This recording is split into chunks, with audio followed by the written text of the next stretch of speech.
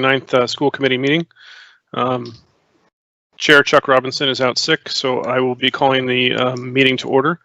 But before doing that, just wanted to let everybody know we are recording and playing live through RCTV. We have sent out a Microsoft Teams link, and the chat is working today.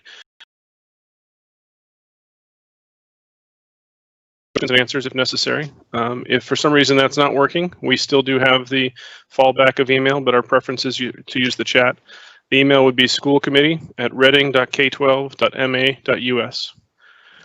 With that said, call the meeting to order. Roll call. John Parks. Here. Carla Nazaro. Here. Aaron Gaffin. Here. Sean Brandt. Here. And Tom Wise here. We are joined as well by the administrative team, Dr. Doherty, Christine Kelly, Jen Stice, and Gail Dowd, and Linda Ingleson. We thank you. The agenda will be followed in order this evening. So we'll go through the consent agenda. We'll do reports, then follow into the reopening update and a reading of 3 additional policies and a continued discussion on political ideology, and end up with the October 1st enrollment update as well. So with that said, do I have a motion for the consent agenda?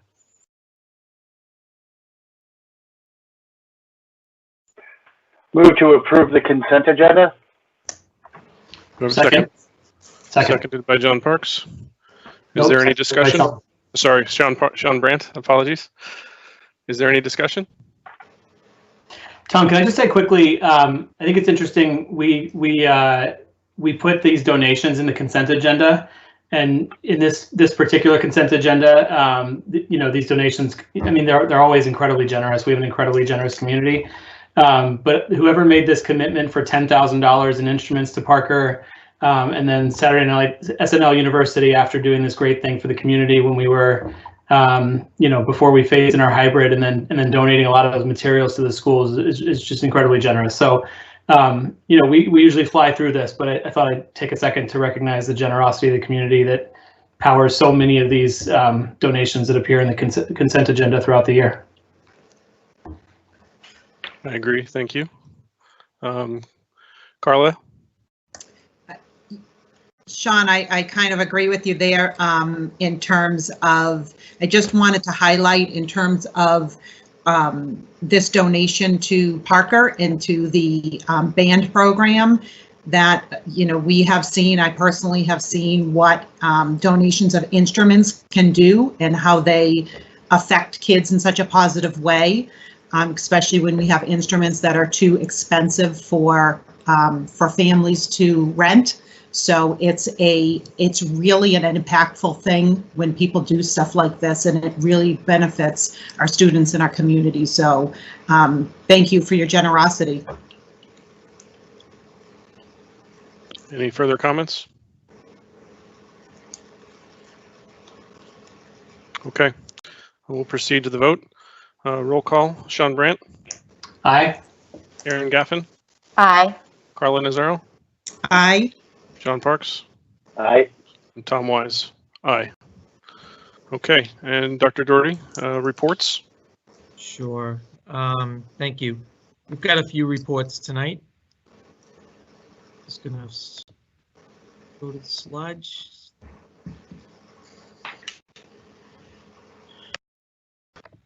I believe Dr. Stice is first. Good evening, everybody. Thank you for letting me speak very briefly about the Special Education Parent Advisory Council. They had a meeting this week that was really invigorating and exciting. We have very good participation with our community members, and they've actually just elected a new board with the continuing members of Alyssa Scapriotti, Laura Noonan, and Amy Stewart, and they've done an amazing job, and we continue to look forward to partnering with them and growing our relationship to better service all of our students and families and staff. Maria Morgan, who was on the committee previously, has stepped down, but she's going to still continue to support the work of the CPAC. And I just wanted, people said wonderful things about her. And I just also wanted to thank her and acknowledge the work that she had done last year with the CPAC. For me personally, she really was a wonderful sounding board and support for our 504 process, which we've continued to put in additional supports, and we're still working on it. In voice. The CPAC is actually still looking for people to support if they'd like to do more than just attend the meetings or receive the newsletters. They are developing a Friends of CPAC, maybe to be to build relationships between schools or to parents to help them integrate into the community or into a new school. So please feel free to reach out to the CPAC if you're interested in doing some of that work, maybe even updating websites or sending newsletters, whatever you're interested in, they'd appreciate it. I did want to give you a quick coming soon. On November 17th at 7 o'clock, they're going to have their next meeting. And I'm so excited about this. We're actually having 2 guest speakers from the state come, and they're going to talk about what are mediations and facilitated special ed meetings. And again, for us, it's really an opportunity to partner with families to resolve issues and to support them in supporting their children. And so it's going to be very welcome to hear from the state and hear about processes where we can continue to partner and work together. A big piece of the meeting the other night was really talking about reading, and it has been a huge focus in the district and a lot of the work that I've been doing since I came to Reading. And as I've mentioned previously, we've been doing a lot of staff training with Melissa Orkin's agency, Crafting Minds, and by the end of this year, we'll have our general ed reading specialists and administration, the school psychologists, team chairs, all the special ed teachers, and all the psychologists and speech and language pathologists trained in that protocol, which really focuses on what are the components of reading, how does it work, how do we evaluate, and then what are really the appropriate instructional strategies based on that. And that's a part of a 3-year plan that we're implementing to ensure we're doing appropriate reading services. And so the CPAC parents spent a lot of time talking about what trainings they would be interested in receiving, and they are forming a subgroup to really kind of narrow down and dig deep into what they're interested in hearing about. Things like Scarborough's reading rope, which really explains the components of reading, the dyslexia screening, really how reading works and how to partner with your child's school around reading. So if you are interested in being part of that committee, please reach out to the CPAC. They'd love your input. And I'm really, really looking forward to working with them. We've already started to develop some professional development for parents. We see this as a series of trainings, not a one-shot deal, much more of a conversation going forward. So we're really excited about that. And in that vein, families can expect to see, as we do evaluations, either initials or reevals, if students have an issue with reading, that the teams will be using that Orkin protocol to really define what the issues in reading are so we can match the appropriate instructional strategies to it. And we've also added some additional materials into our reading and baseline assessments, especially for the Bridge program, to make sure that we are meeting children where we are progress monitoring, and we are supporting them along the way. The other things that were briefly mentioned during the CPAC meeting were COVID compensatory services. And that is something the state has named. It is not because the district did anything wrong. It is really because the world closed down, and we are supposed to talk to every family and work with them to determine if their child needs some additional support. And we are really taking that family involvement to heart and calling every family. So if people haven't heard, they will be hearing soon over the next couple of weeks because it is individually based. One of the things that's been a bit confusing is the state actually put out the date of December 15th. That is when they are asking for districts to have. We've been working very hard with Dr. Doherty, Gail, and all the building principals and team chairs to make sure we are not waiting till the last minute, that we are proactively getting these plans started. And we were able to identify a funding source through our COVID grant, which does end, but that doesn't mean students' services will end. The services that are going to be offered are extremely individualized. We have some parent trainings. We have some groups that are short-term. We have some that are lasting 6-8 weeks, some things that are going into the spring. So those are individual discussions that families can expect to have. The other thing that the CPAC mentioned was the program descriptions, because they have been waiting a very long time before I was here for those, and we are working diligently on them. And we want to be able to get those out. We've been working with the staff to make sure we have a common understanding and a common language, and I do apologize that it has taken us as long as it has to get it out, but with the closure, we had to prioritize the teaching and learning, and we wanted to prioritize the reading services, which has a direct impact on students. And we are now in the process of finalizing those program descriptions. So all of this is going to be in a newsletter that Allison Wright and I will be getting out through the team chairs, and we just want to thank all of the families for working together and being supportive and collaborative and transparent as we do this work. And we hope to see people at the November 17th meeting. Thank you. Thank you, Dr. Stice. Very detailed and right on. Any questions for Dr. Stice? Seeing none. Dr. Doherty, back to you. Thank you. Mrs. Dowd has some updates. Great, thank you. I will try to be very brief, as I'm sure these will all be riveting topics for folks. I did want to give a quick update to folks on where we stand with, and I'm probably going to go slightly out of order of the bubbles.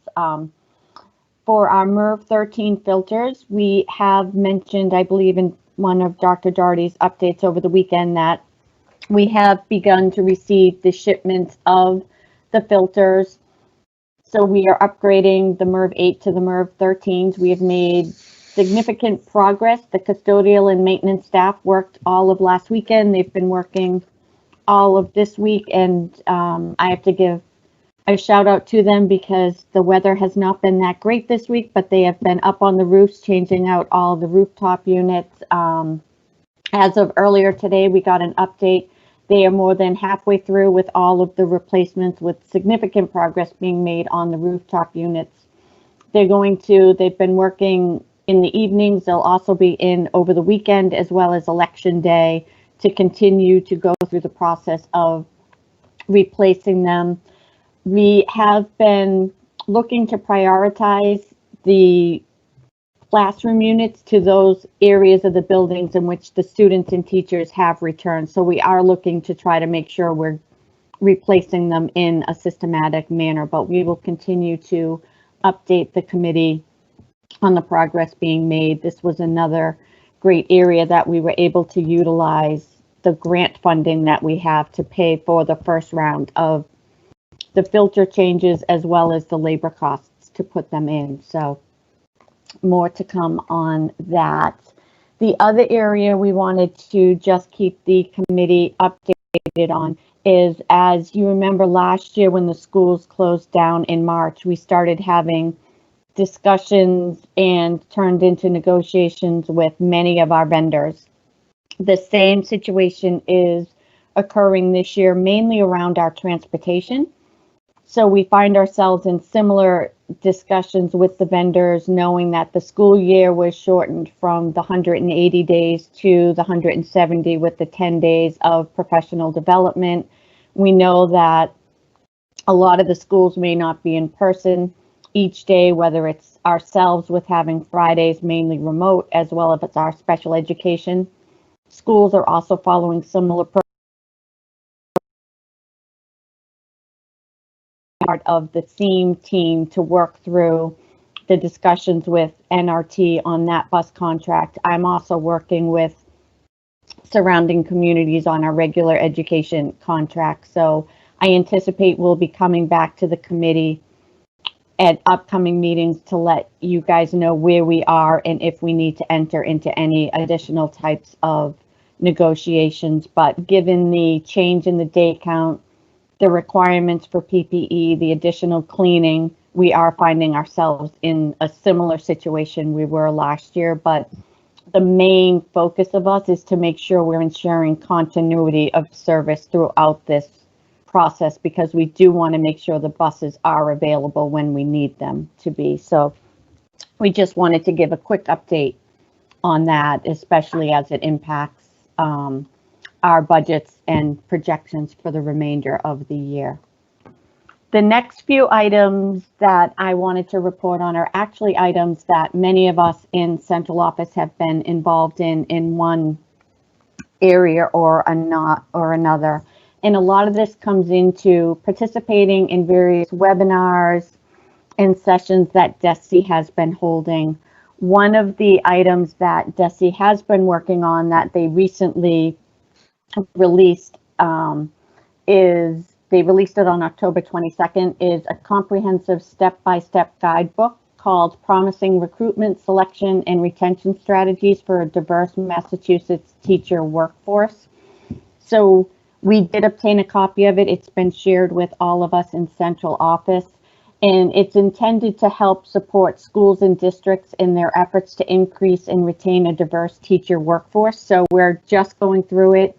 It's a document we plan to utilize as we develop our district improvement plan, as well as when we hire an HR director to hopefully set this person up for success as we strive to develop and retain as diverse a workforce as we can.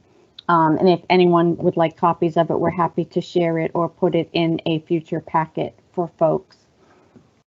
Another area that I know myself, Chris Kelly participated in it as well, was DESE hosted a webinar today on foundation enrollment.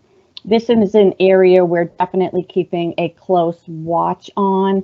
We just finalized and uploaded our SIMS reporting. So we do reporting to DESE 3 times a year, where they do collection on student demographics, enrollment, attendance, as well as program information.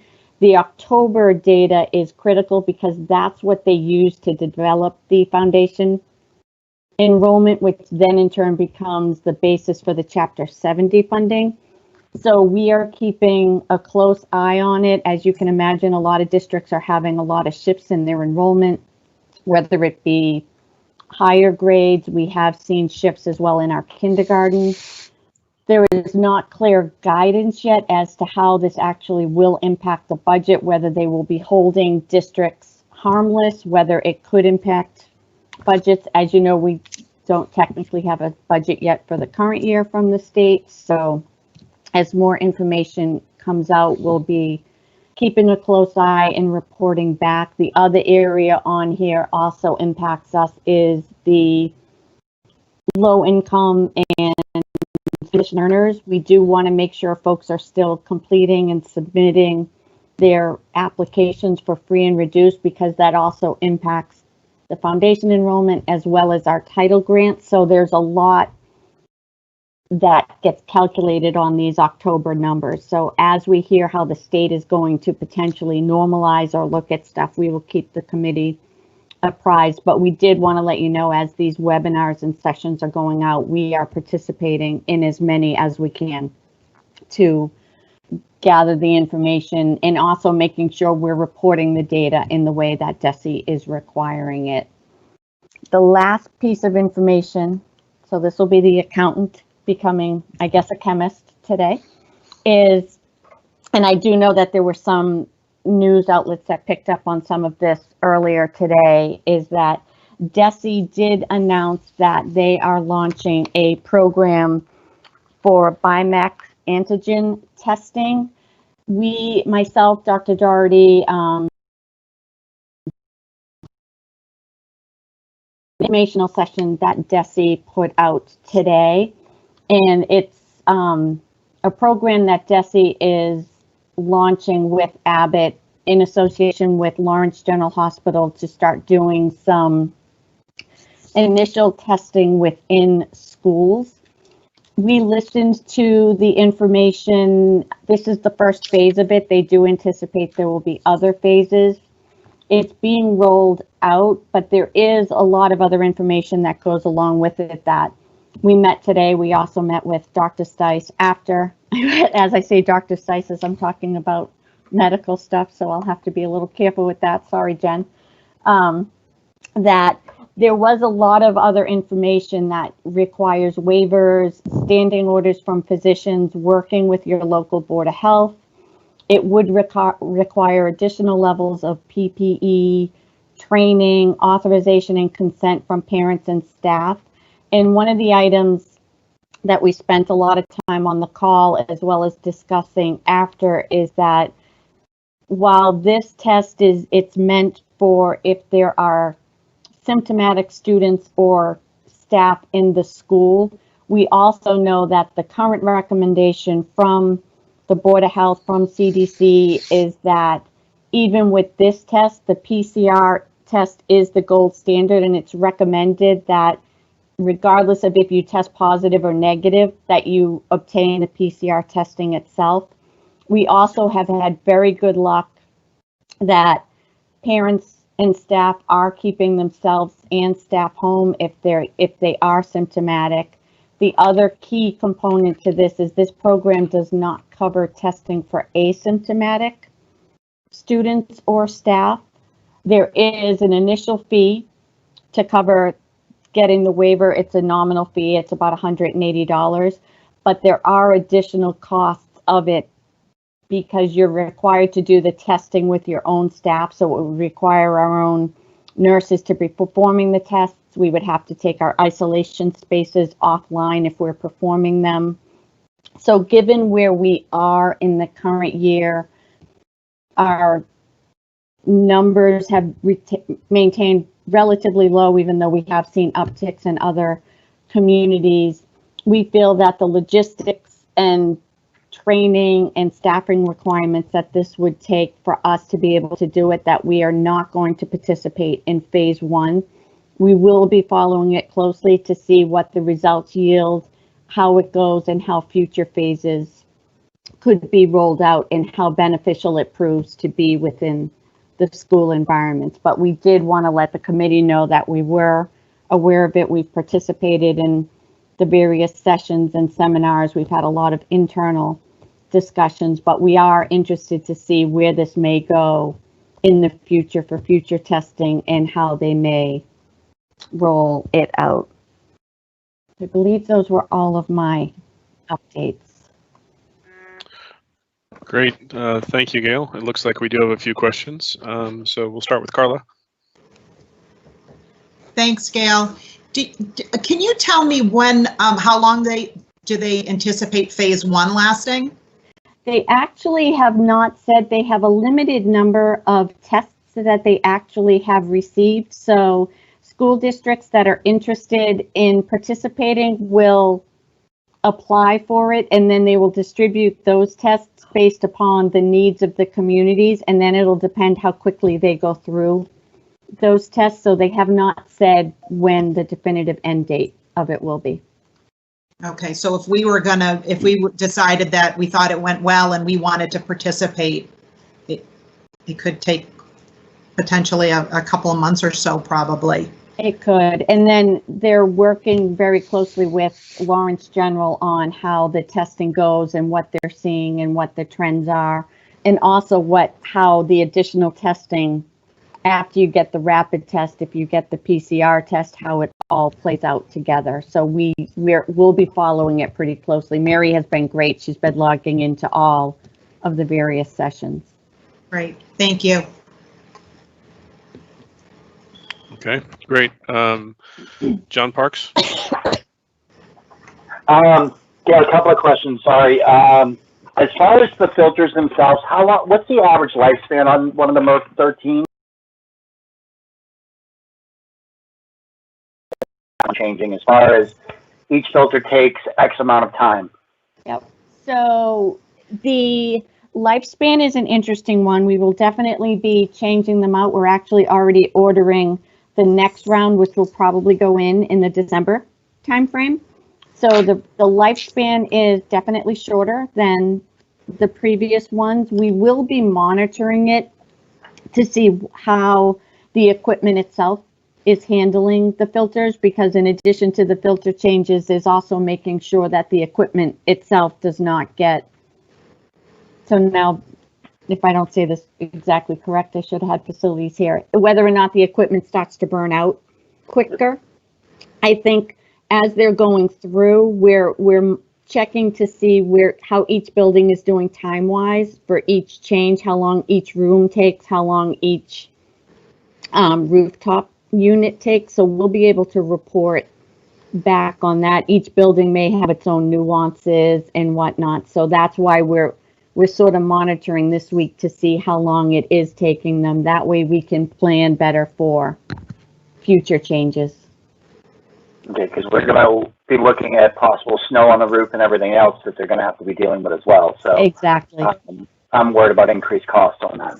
I think on a go-forward basis, that is an item as we're preparing for the budgets for next year, that we're starting to have those conversations. I was fortunate right now, all of the overtime from last week, this weekend, this coming week, and next weekend is all eligible for me to put on the grant. So I was able to take all of that out of the operating budget, but we are tracking that closely to get a sense of what the manpower, in addition to the cost of the filters, will be, so we can build that in going forward. Awesome. Next, on busing, are we looking at regular day and extracurricular busing, or is this strictly regular day right now? This is the contract we have is for both regular day and extracurricular is the same bus company. Extracurricular has always, I have to be careful because we haven't fully, it is an add-on. So Okay. that is sort of is add needed item, whereas the regular day is basically, you have X number of school days. So I do think both may come into play depending how the sports season rolls out. But for now, it's mainly the regular day transportation that we're working on. Okay. And then the workforce diversity report, Yep. Is it possible to get a PDF copy sent to us? Absolutely. Awesome. Thank you. You're very welcome. Any other questions from other committee members? Okay, Gail, I have one or two real quick. Just You a, didn't raise your hand. I wasn't. I don't need to today. I'm lucky. So the MERV 13, you made a point of saying we're focusing on the rooftops first. So I'm asking this because just coming out of open house, it was a specific question about internal classrooms. So I believe you're focusing on the rooftops first because those are the internal classrooms without external flow, and the other rooms will be done afterwards. Is that what I'm hearing? No, actually, sorry. It's actually two separate groups. The maintenance group is doing the rooftop units. The custodial group is doing the classroom unit. So one good piece is that the rooftops can be done during the day when because I'm not interfering with classrooms. The classroom ones, we need the building basically empty because you don't want to be changing it out in the middle of classes. So they both are happening simultaneously with two different groups of people. So you figure it's over the, I'm I always say 9 buildings because I count Rise. It's over the 9 buildings that they're doing the classrooms, and the number of classroom filters is significantly higher than the number of rooftop units. So that's also why one is further along than the other. But there has been significant progress made across all of the schools. There are several schools that, are, and we're shifting the resources between each of the schools to get them done as timely as we can. Great, thank you. And the update you were given on Chapter 70, I appreciate the push for making sure we get everybody registered. Has there been any conversations about where Student Opportunity Act stands with that, especially in particular where they targeted with that act? And the preliminary conversations we've had, and a lot of this centered around, because it also impacted circuit breaker, because transportation was supposed to be included in that. The latest I heard is most of that funding a lot of it was supposed to start this year, has been pushed off to next year. So they've basically said more to come. We'll keep you posted, but I attended all of the circuit breaker calls as well. And they've also said a lot of the circuit breaker transportation only factors in if they fund circuit breaker at the minimum they wanted to fund circuit breaker, then transportation kicks in. So there are many hurdles along the way as well. But as we hear more, we will keep everyone updated. They're not giving a lot of guidance. They're just saying they'll let us know when they know, because they don't know what their funding is yet either. okay, thank you very much. All right, Dr. Doherty, back to you. Thank you. So we've got a few other things. So I wanted to update the committee on several different items here. One is the HR director search. Since we have changed the title and the responsibilities, we have seen an uptick in applications. And so we have been, as a central office leadership team, interviewing different candidates. We feel that we've got a strong pool, and we are hoping that in the next few weeks that we will have an applicant that we can move forward for to hire. So we're optimistic that we're on the right track and that we'll be able to fill the position soon. Winter sports. We think we're going to start getting some information on winter sports next week. The MIAA, I believe it was today or yesterday, voted not to have winter tournaments, state tournaments. Next week, the state environmental office that comes up with all of the regulations for outdoor activities is going to be giving some guidelines and guidance on the different winter sports. We already know that right now hockey has been closed down for 2 weeks until guidelines change for hockey. I am sure that there are other sports too that are going to be closely looked at with modifications. So more to come on this, but just wanted to let you know that we're hoping to hear something soon on winter sports and where we're going. I wanted to talk a couple of minutes about substitutes shortage and the impact that may have. And I did put something in my weekly update a few weeks ago about this, and we've had several conversations with the principals about this. This is really something that is going to be difficult, more and more difficult as we continue through the fall and into the winter, and especially if we do see an uptick in infection rates. We only have a handful of substitute teachers that have indicated that they are willing right now to work. I believe the number is around 20, and that, so you're talking through, pre-K to 12. That creates a lot of other issues. As you know, we already are razor thin with support because of the vacancies and the lack of a pool of candidates to fill those vacancies.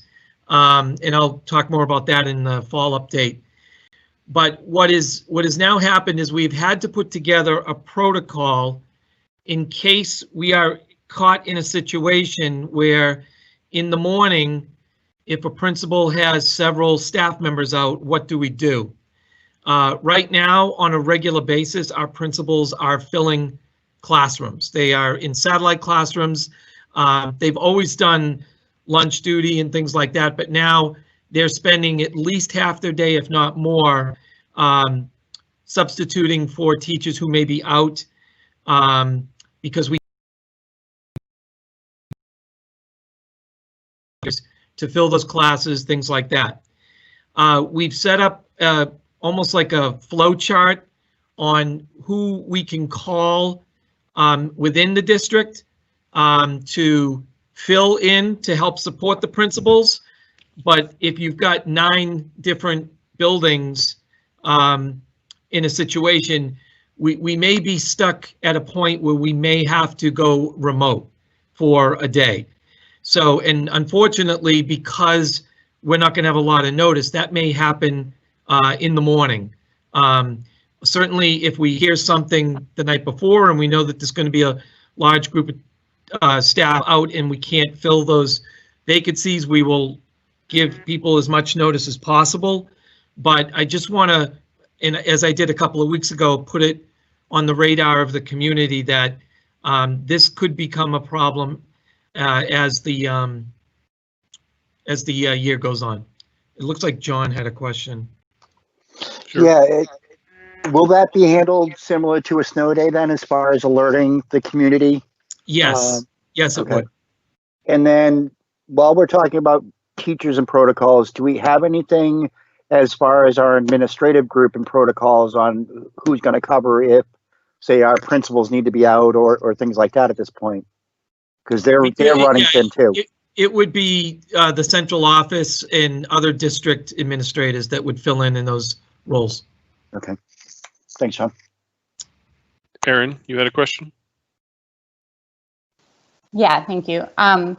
So when you say we may have to go remote, do you mean like a single school might go remote that day? Or do you mean the whole town? It could be just, it could be as simple as a grade level, a classroom, or a whole school. Okay. It would depend on the situation. Okay, but you would take it at the granular level if Yes. you needed to. It's not okay. And if that that class or that grade goes remote that day, are they then asynchronous for the day? It depends. It depends on the situation, and I know that's because if the teachers are, and I'll just use an example. If we have a few teachers that are quarantined, but they're able to teach remotely, then it would be a remote day. Okay. Synchronous remote day. If not, it would be asynchronous. It's going to depend on the situation. Okay, I'm fine with that. I just wanted a little more clarification. Thank you. You're welcome.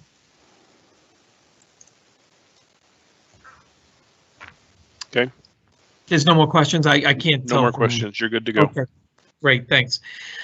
Just a couple other things. A reminder that November 3rd is a remote learning day for all students, even our high needs students. It will be a synchronous remote learning day. And that is really because of the election, and we just felt it would be better to have the students learning remotely on that day live. November 20th is a no school day so that teachers at the elementary and high school can do conferences. So they'll be starting those signups if they haven't already. And that is a professional development day for the middle schools. November 25th is an 11 a.m. dismissal. It's the day before Thanksgiving. If you are in person that week, you will be in person that day. It will not be a remote day. So that's an in-person day if that's your in-person week. And then the last piece I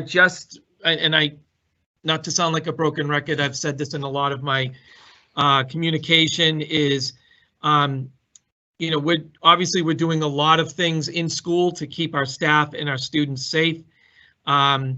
We want we want our families to practice those good safety practices outside of school as well.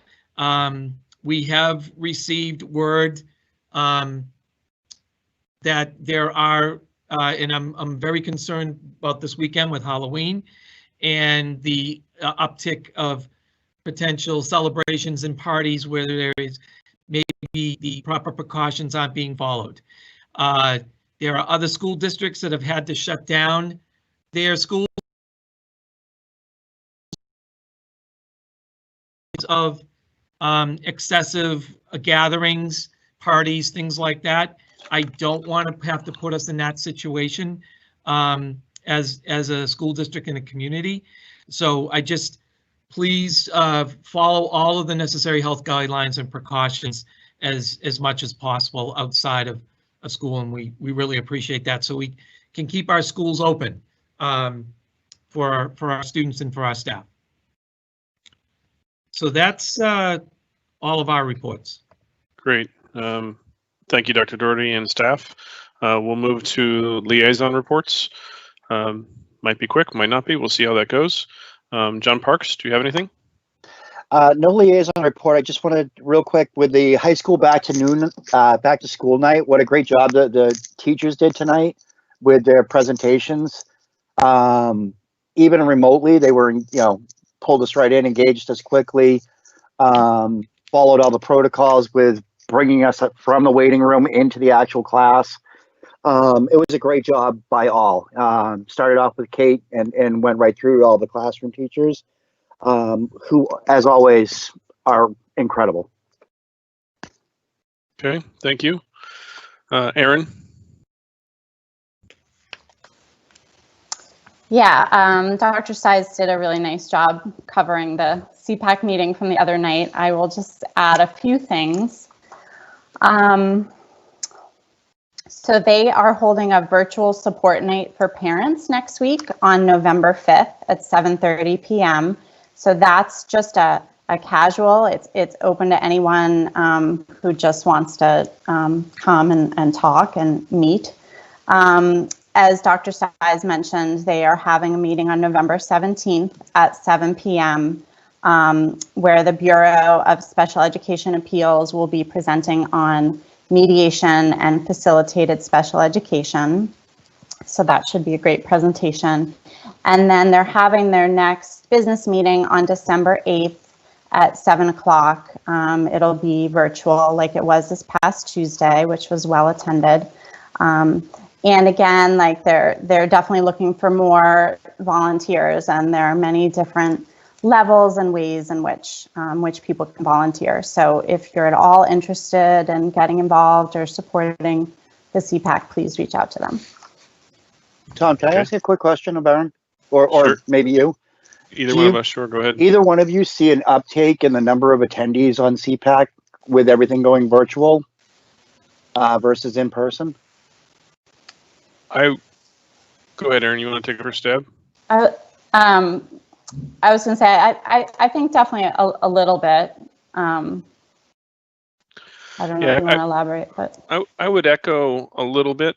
I think some of the meetings that were in person last spring with some of the other trainings were really, really well attended as well. But I do think there's a greater participation of parents who otherwise haven't been coming. And I do think for just a quote unquote regular meeting, and there was a little bit of a specialness to it on Tuesday night with the reading discussion, but for a regular meeting and a board election meeting, it was a pretty high attendance. And so I think that's a big credit to the existing board that was the board last year and more or less is the board this year as well. They've done a great job in outreach. I would add though to Erin and Dr. Stice's request, many hands makes light work, right? The more people that can be engaged, one of the roles they're looking for is a school liaison type role the Friends of Reading, CPAC, would have people that would be a school liaison that would work or would otherwise be meeting with their principals for other reasons to help make sure that CPAC related stuff is communicated appropriately at the schools. That's one of the roles they're looking for. So they're doing a great job, and the uptick in positivity around it, I think, is also very impressive. Thank you. Okay. Aaron, are you complete? I am, yes. Okay. Sean Brandt? Nothing tonight, thanks. Okay. Carla? Thanks, Tom. RCT, we had a RCTV board meeting last Tuesday, and actually at 7 o'clock tonight, there is the annual membership RCTV meeting.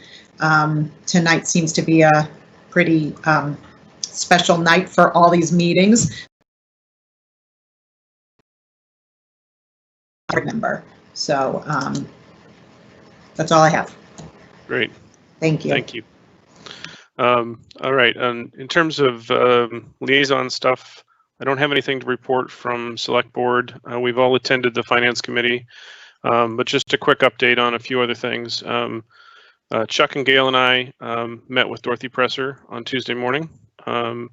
We as a committee, I think, as you all know, will be meeting Monday night at 5. It's an odd time, so we apologize ahead of time. But 5 was the time that worked for Dorothy's schedule that wouldn't push us out well into the future. So in order for us to stay on track and continue to move forward in a positive fashion, we felt like it was more appropriate to have that meeting at 5 than, sometime a week later, essentially, and lose a week. We're looking forward to the engagement and conversation around that as we move things forward with that process. I guess that makes it obvious, if I didn't make it obvious, that we have signed the contract with MASC. So that is in place as well, and we're moving forward. You'll see the schedule. We more or less have been able to get ourselves back on track from a timeline perspective. So we're still targeting that same time that we're gonna look at overall. But January will be a very busy month. So very, very busy month for us and for the selection committee that will be involved in that process. So just be ready to work in January, I guess, and we'll go from there. I don't have anything else on that front. So moving out of reports into old business. Any questions before we move on? Okay, great. So old business, the fall reopening update, Dr. Doherty. Thank you. I'm going to share my screen again.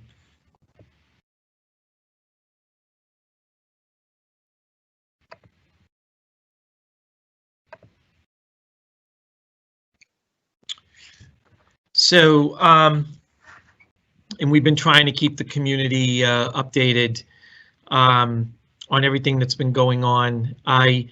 Also, we had community forums last week where we answered as many questions as we possibly could with the community. We had 3 separate ones. They were fairly well attended. I hope that the community found them helpful. So this is a revised timeline. We're getting closer and closer to where we want to be with our full hybrid model.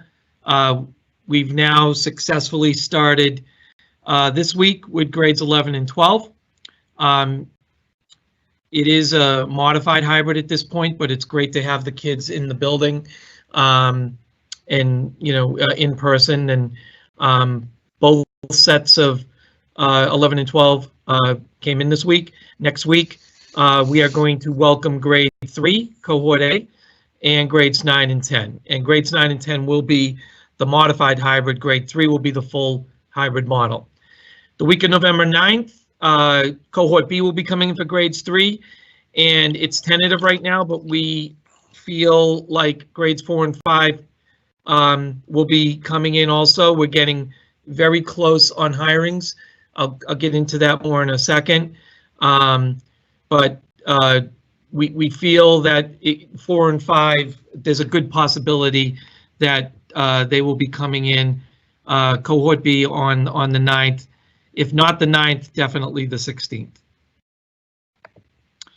So staffing vacancies, as you can see from last week or the last meeting to this meeting, we had a tremendous response from the community with our job share requests. The day that I sent it out, and actually even through this weekend, received several inquiries from some parents, but also people outside the community and students, people that may have just graduated from college, some retired individuals as well. So we did get a tremendous response, and we've now whittled down the number of vacancies to 2, and we're in the process of interviewing for those 2. So we feel good about this. I want to thank the community for their support, for our administrative assistants, Kristen Cohen and Kathy Carberry, who have been processing our hires as quickly as they're coming in. And I want to thank our principals, particularly at Wood End, Killam, and Rich Meadow, for all the work that they've been doing, interviewing all of these candidates, and trying to make matches of cohort A and cohort B people to make this work. So it truly has been a team effort. The high school has been a little bit slower, as you can imagine. We actually had another paraeducator at the high school resign this week, so we've got now 7 openings. We do have 3 long-term teacher position openings, which we're finding different ways to fill those positions, some internal, some external. So we're working on that. And then we do have, for satellite positions, up to 10 regular education paraeducator positions would be needed. We are working on some solutions to that as well.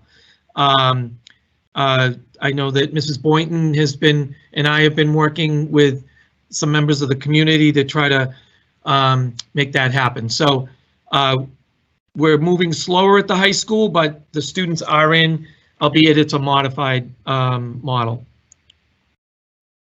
So I want to conclude by, like we did last week or the last meeting, by showing some student photos. As you know, Halloween, and our preschool and elementary, even though we are staying socially distant, they were able to celebrate Halloween in their own different ways. Here's some Rise preschool students. I'm going to show you a few pictures. Decorating pumpkins. My understanding is the Rise PTN purchased the pumpkins for the students to be decorating. And so you're going to see several pictures here of our students decorating pumpkins, and they're all dressed up in their costumes with their masks on. Barrows today, before the rain started, had an outdoor parade with their costumes in their masks, and our teachers were also participating in that as well. And you can see that we have some more costumes here. Joshua Eaton did something both inside and outside, I guess, again, before the rain started. So here is part of the inside parade. This is one of our kindergarten classrooms. And there's a ghost. And then concluding with when they went outside, School Resource Officer Vatcher and Mrs. Ippolito, the students went around the building, and our police officer was there as well, and the kids got a chance to take a look inside the vehicle and things like that. So even though it may look a little bit different, we still are trying to find ways to engage our students in creative ways. Great. Thank you, Dr. Doherty. I think we have 2 questions at the current time. Aaron, you're first. Thank you for sharing those adorable photos. That was really sweet. We're trying to do something like that from now on. I think we've got to remember why we're here. yeah, that was very sweet. In regards to the staffing, I do have a few questions, but I just wanted to say that I saw this as like a true community rally effort, getting these positions filled, whether it was parents helping to advertise positions or parents stepping up to apply for the positions. I just think it was really awesome how people came together to make that happen. So I wanted to acknowledge that. Are you able to say where the 2 elementary para openings are? Yeah, it's Wood End and Birch Meadow. Word End, okay. Yep, Killam is actually now fully Full. staffed. Fantastic. It's amazing. Okay. Sarah Levesque did a great job interviewing all of the candidates, trying to match the pieces of cohort A and cohort B. That is amazing, because I'm sure some of them were job shares too. So yes. double, most double of them the people. Most of them are job shares.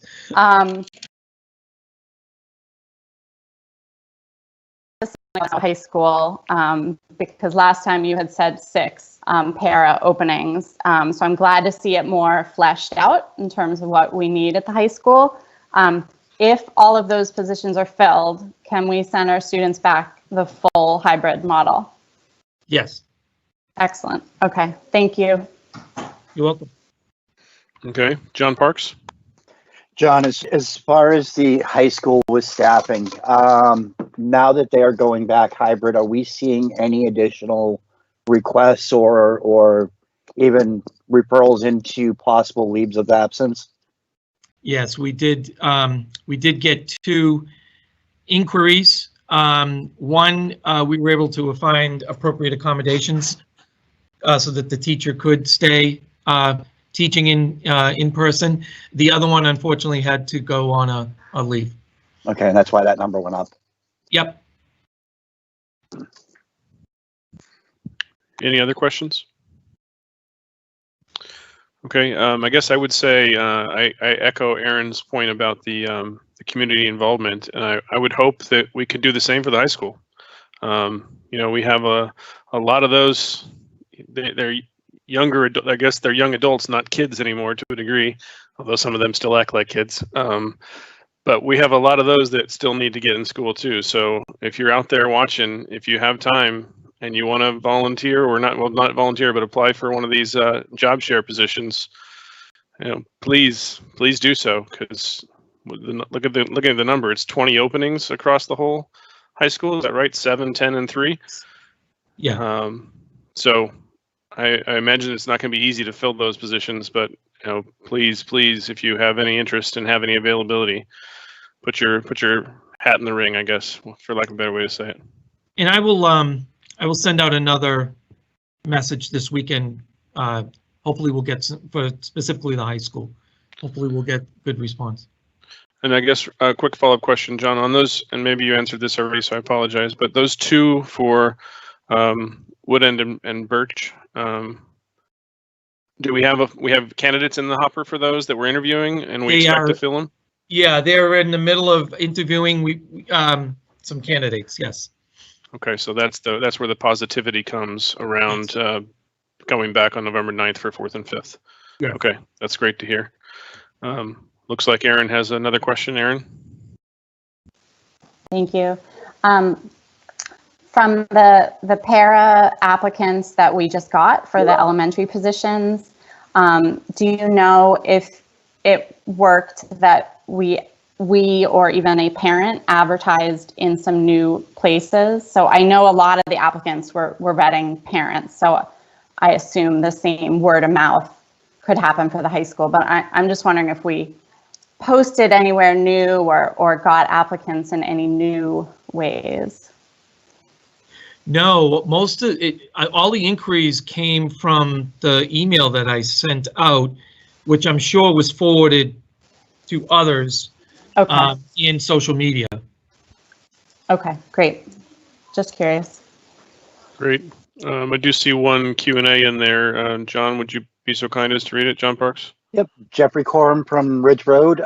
There pairs that are assigned to the high school but not being used in the half hybrid status that could be temporarily loaned to the elementary school so that they can start up? No, because those are needed for our special education programs. sounded like we got enough in the hopper to fill the 2 elementary roles anyways. I think so, yes. Okay, any other questions on the fall reopening update? Okay, seeing none, let's move forward. The topic is the second reading and approval of policy ECAF, security cameras in schools, and do I have a motion? Move to accept the second reading and approval of policy ECAF, security cameras in schools. Second? Seconded by Carla. John, will you start the reading? Sure. Security cameras in school, file ECAF, the school committee. I move to waive the reading. Do I have a second? I'll Second. second. All right. Roll call vote for the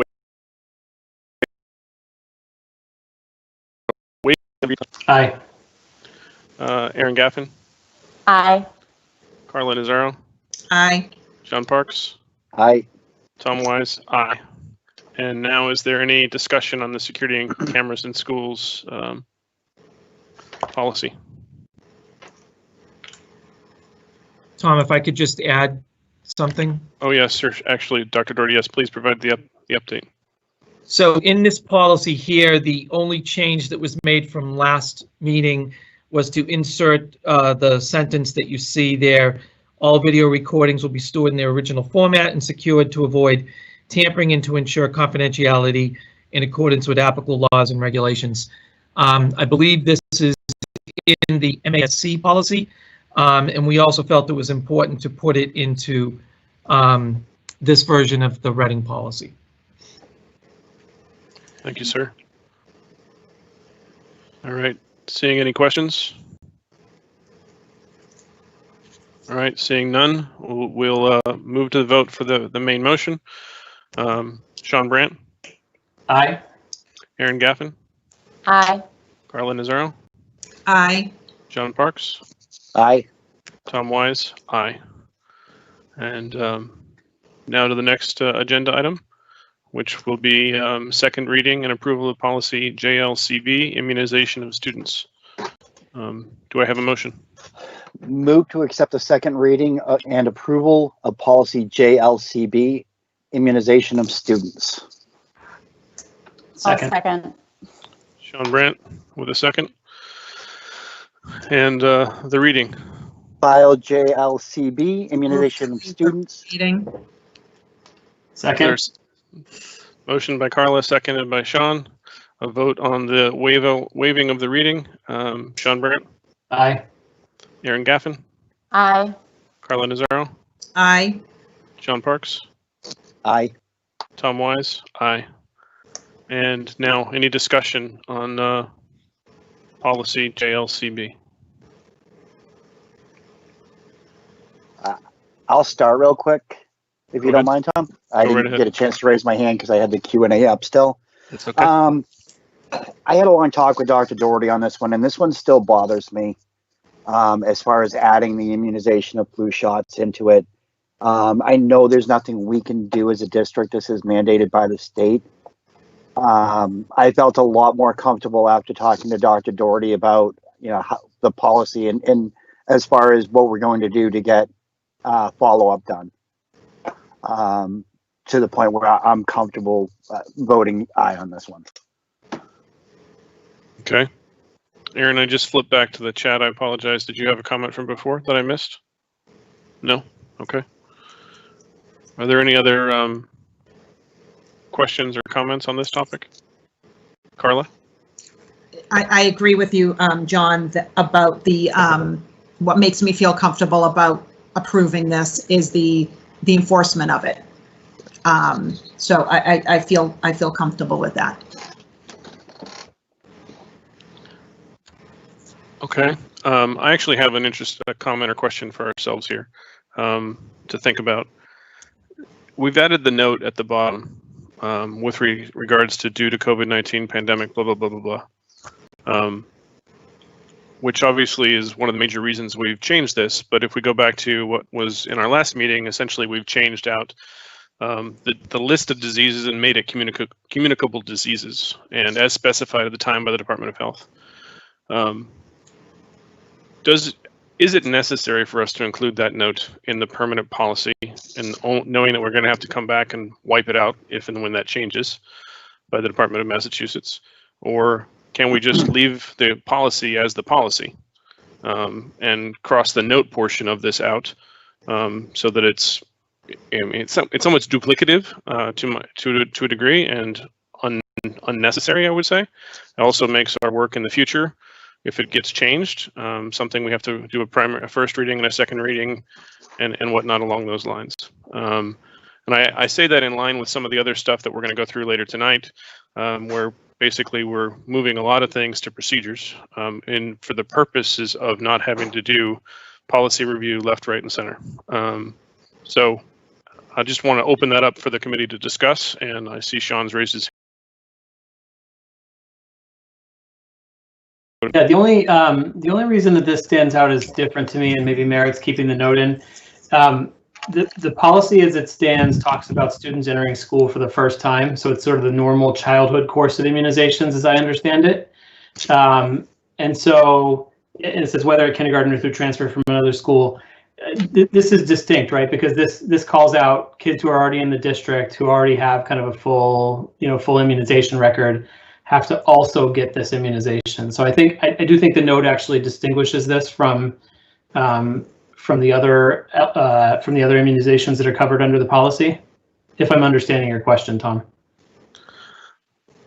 To a degree, yeah. I don't think you're not understanding my question.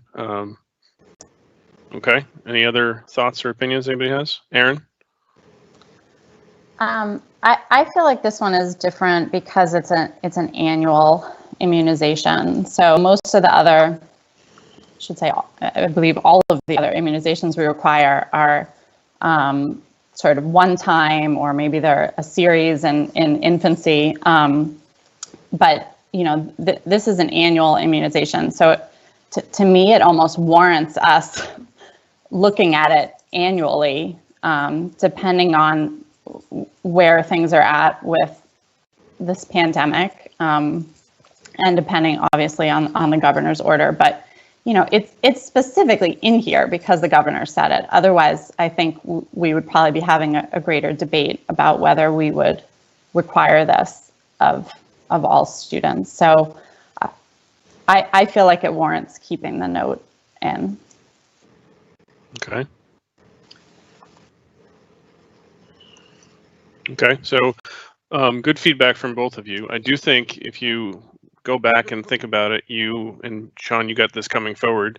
There are additional shots, boosters, and other things you have to get after you've entered school, right? Your 10-year shot or 9-year shot or 7-year shot or whatever else that align to those same communicable diseases that used to be listed in the policy. So in that regard, to me, it's not really that much different. I agree that the first time is maybe a problem, and we could maybe look at that line to see if we need to address it appropriately. This is based on a mass template, and we know that there's not always perfect, right? So if we need to address it, we can address it. I'm not going to say I won't approve it if it's there necessarily. I just don't. I think it's kind of duplicative with the fact that we've changed the list. We've removed a list, right? There was a list of all of the specific diseases before. We don't have that in this packet. I could pull it up from the last packet. And now it's just communicable diseases as may be specified from time to time by the Department of Public Health, right? So that means it's going to change, or it could change anyway. And we're not going to come back if there's a new shot that they make us get, in 6 months, COVID, right? If that's the COVID shot, are we going to come back and change it because of that one? If the public health says, yes, we have to do it. I hear you, Aaron, as well. You make a good point that this is something we should probably be looking at on a regular basis. But to a degree, that's what we have the public health for. So that's, I guess I'll stop there. And I see Carla's raised her hand and see what she has to say. I think John Parks was before me. Oh, was he? Okay, sorry about that. John? No worries. I think the other thing we need to look at, Tom, is this requirement will remain in effect until rescinded by the governor. This is not a a permanent mandate by the Board of Health. This is done by the governor of Massachusetts and could change very rapidly. It could change to the COVID injection. It could stay the influenza vaccine for years to come. We don't know. So this may, I actually think that blurb is not a bad thing to have in. Okay. Okay. Carla? In the packet on our page 46, it talks about, there's a document, influenza vaccine requirement for school attendance, kindergarten through grade 12. I'm making the assumption that's not part of our procedure, that this came from the governor. I would have no problem updating the procedure rather than the policy to include this information, because I do think that we're kind of in a fluid situation where other things could be required. And, part of reading this, influenza vaccine is now a required vaccine for school attendance and will be required as of December 31st for all students in kindergarten through grade 12 each school year. So to me, that sounds more permanent, where I think in my mind, I was thinking that this was a temporary thing. So I almost would lean towards, I have no problem having it in the procedure, but Tom, I understand your thought process on it. I would almost lean towards updating our, I'm sorry, I misspoke. When you wanted to take it out of the policy and update our procedure to reflect that change, so we don't have to keep revisiting the policy every time. So I think just as a point of clarification, and Dr. Doherty can certainly correct me as well where necessary, the Q&A that's there is Q&A that was meant to inform us and the community about the influenza portion in particular and how that would be handled and where the local control side of this comes in, right? In particular with enforcement after 12/31 of this year, which I think goes to John Parks' first question or first point about how we followed up with Dr. Doherty to understand how we would do things. So that I don't think is a procedure, and I don't believe that we have technically a procedure on this, but I could be wrong. So, Dr. Doherty, do you know if Mary Juliana has a procedure in particular around this that the nurses follow and the schools follow? No, we do not. We just follow the DESE or DPH guidelines. I should have told you what this document you're referring to, Carla, is guidelines that we got from DESE. Okay. I probably should have said that. I apologize. That's okay. Okay. So, I mean, I'm not hard and fast about it. I just wanted us to have the conversation. It sounds like there's enough the committee that's comfortable with where it is. So unless there's any further conversation, we can move forward to the vote. Tom, sorry, can I just, I'm happy to vote, but just quickly, one thing that you mentioned a minute ago that makes a lot of sense to me, actually. I'm sure this is based on a model policy, but it does actually seem to differ from the MGL reference there, and that the MGL reference talks about each school year providing certification, which is what we do, right? You've got to have that note from your doctor that says your kid can fully participate and all that. So MGL says that, but the policy talks about for the first time. So not for tonight, but maybe for future consideration, maybe we just talk to our council and see if that's something that we need to sync up, or if the model policy this is based on is appropriate or what have you. But it does feel like that's a little bit of a gap from a policy perspective. So I agree wholeheartedly with that, and I would ask this, Dr. Doherty, if we were to table this and take a chance to look at that now before we approve it and put it in officially, does that hinder us and our health department in any way, shape, or form at the current time? No, does not. So then if we want to align it with MGL, clean up the language, reflect the fact that there's annual certifications to a degree that have to happen, and then also potentially look at whether the note needs to stay.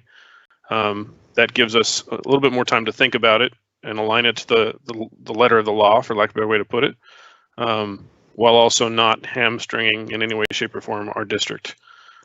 So would there be anybody interested in putting a motion on that front? I will. John?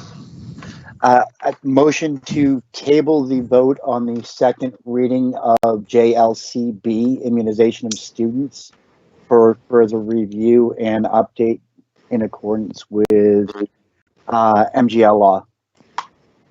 Second. May I ask for a friendly amendment to say the next full meeting of the school committee, which is currently next Thursday. John Doherty, do you think we have enough time to put this in that if we and do investigation? Sure. So a friendly amendment, John, to add for next Thursday? Absolutely. Okay. So any discussion on the tabling? Hearing none. Let's do a roll call vote for the tabling. Sean Brandt? Aye. Aaron Gaffin? Aye. Carla Nazaro? Aye. John Parks? Aye. Tom Wise? Aye. And now we're moving forward into the discussion on policy placement for political ideology. And Dr. Doherty, you've done some research for us, so if you wouldn't mind kicking this topic off for us, I'd appreciate it. Sure. So this will dovetail into policy AC in a little bit. Essentially, when I consulted with legal counsel on this, the policy AC focuses strictly on protected classes, and political affiliation or political ideology would not align into this policy. So I did some additional research to identify some possible policies that the committee could look at, and I'll be more than happy to, at a future meeting, provide some language to get the ball rolling on it.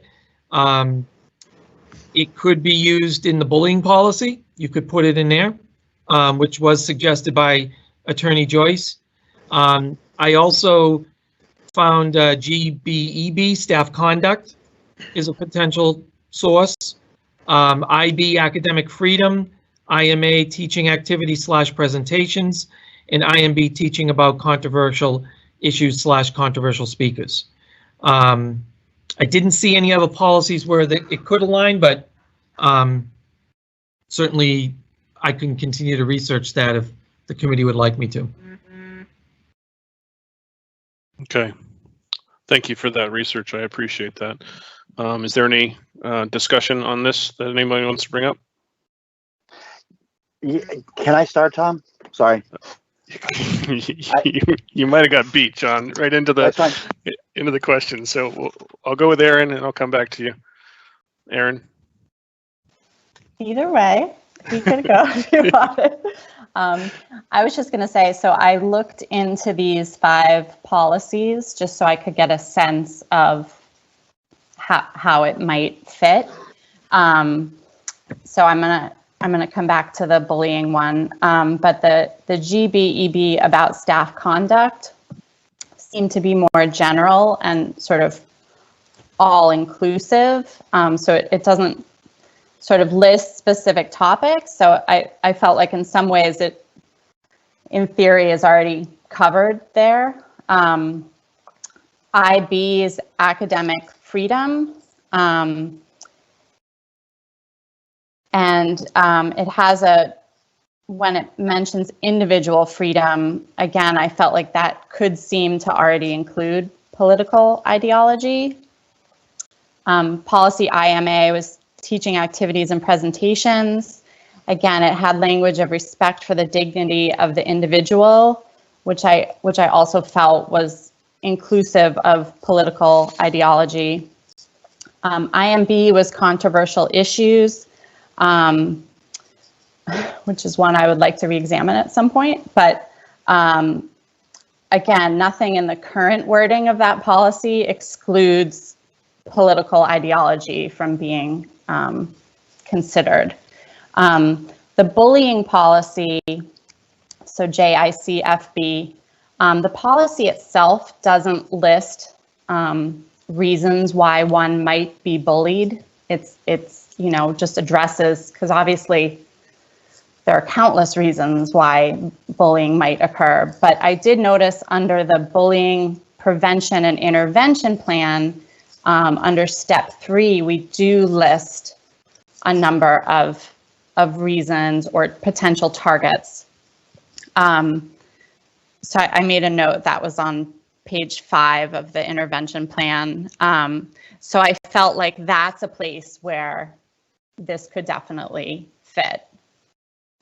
So that was just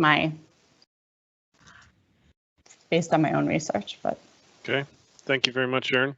Sean? I was going to make very similar observations to Aaron. I kind of did the same thing and paged through them all. IMB, the controversial issues one, is interesting because it already sort of addresses the root of why we're having this discussion, I think, and why we wanted, to see political ideology protected. I'm certainly not opposed to including it in the bullying policy, for instance, but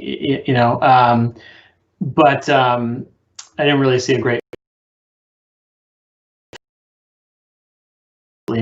And John Parks? Aaron and Sean are exactly right. I think really it fit right where Aaron said in the bullying policy as far as that page and everything. I think, and Aaron, thank you for bringing this up. I think that IMB definitely needs to be looked at sooner rather than later. I know we've got a pretty full docket coming up, but that's one that I definitely want to get into at some point soon.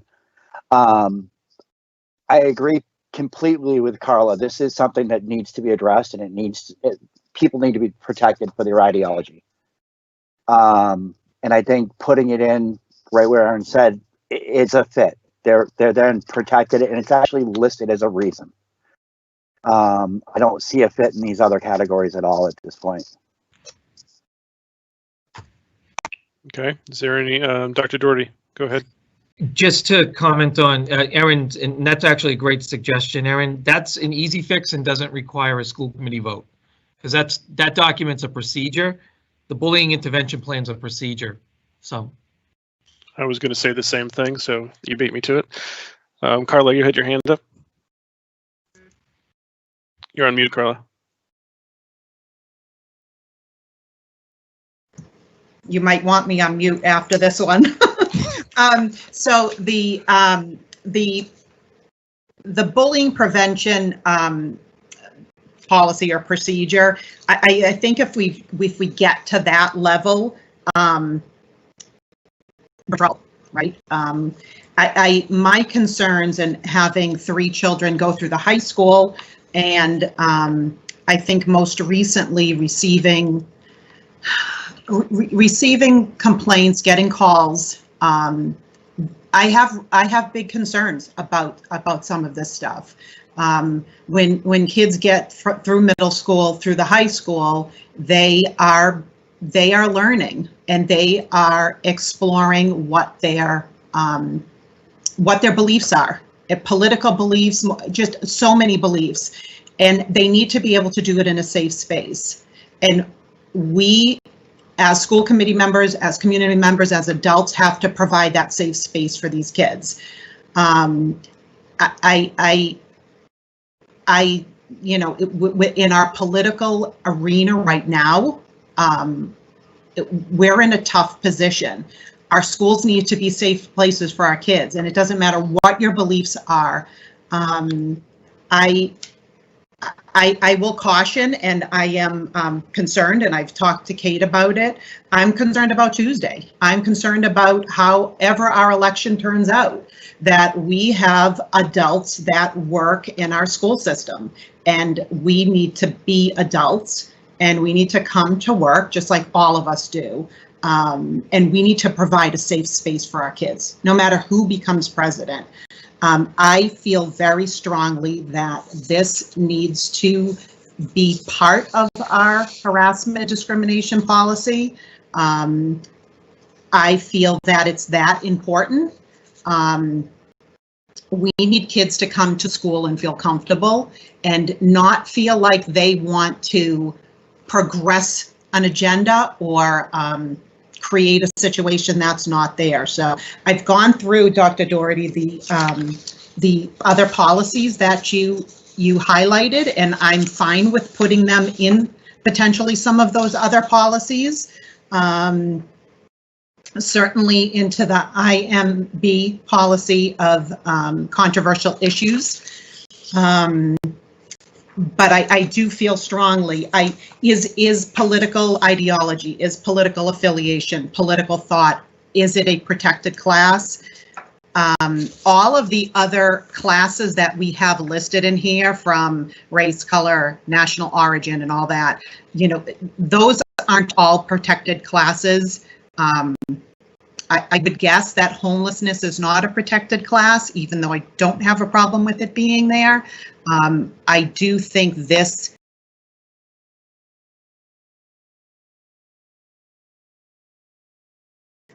particular situation warrants political beliefs, ideology, however you want to classify it. I really feel like it belongs. It's that important in creating safe spaces for our children to be in. So that's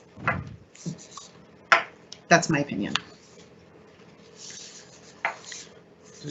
Okay, Dr. Doherty, go ahead. Yeah, just to, and I understand what you're saying, Carla. Believe me, I do. The problem is that we also have to enforce that, and legally, I would not be able to enforce it under a discrimination or harassment, because it is not in the same categories as the other areas. I think part of it would, and correct me if I'm wrong, it would go towards documentation, right? If there was a situation, if there was a situation with a student, if there was a situation with a staff member, it needs to be powerful enough to be a measurable, documented incident. And maybe that's where I'm kind of weighting it. And maybe I'm putting it in the wrong place, but I would like to see it more heavily weighted. I guess that's why, yeah, that's why Attorney Joyce said the bullying policy. But I would say that the bullying policy, I always think of that as more of a repetitive type of, right? It's more of a repetitive, maybe not a one-off type of situation. Is that how you would define it as well? It is, yes, but legally, political ideology isn't a category that we could discipline for under the harassment and discrimination policy.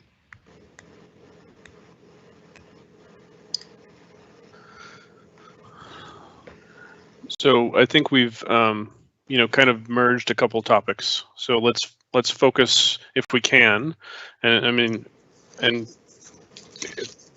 I realize that part of the topic is where does it go. So I want to be careful about the further conversation itself of the harassment policy until we finish this conversation, unless the committee wants to think about them as one, which I'm willing to entertain. So Carla, we might want to hold that until we talk to the next policy portion. John Parks, you raised your hand as well. Yeah, I'd actually like to hear Carla out on this, because if she deems, I don't see this as a protected class, which everything on that list is considered a protected class. You know, you looked up, there are states that do consider this protected, not Massachusetts. So it doesn't fall into any type of legality there.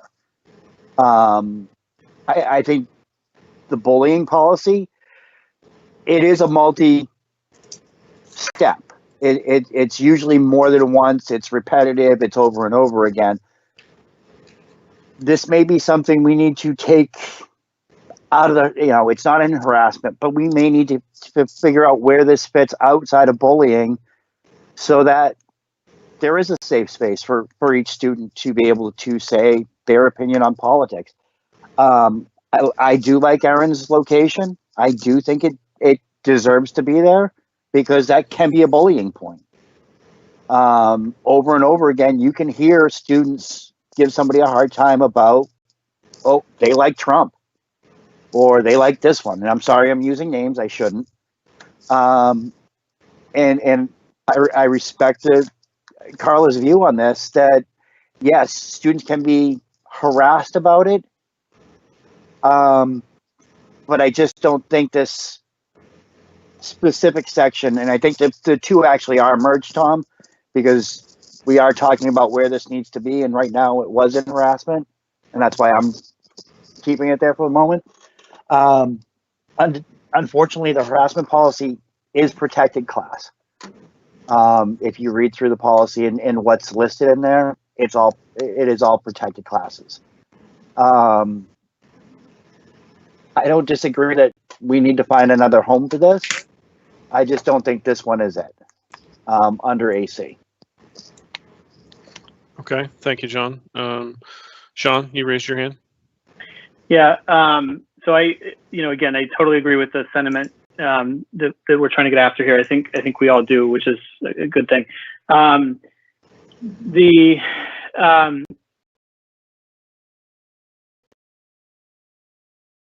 Being in the bullying policy than it does in a civil rights violation oriented policy that is often exceptionally difficult to prove discrimination based on civil rights, right? And it's a completely different process and around trying to do that. So I like that I like the notion of it falling into the bullying plan where there's control inside the building, so to speak, inside the system of determining what is and isn't a violation.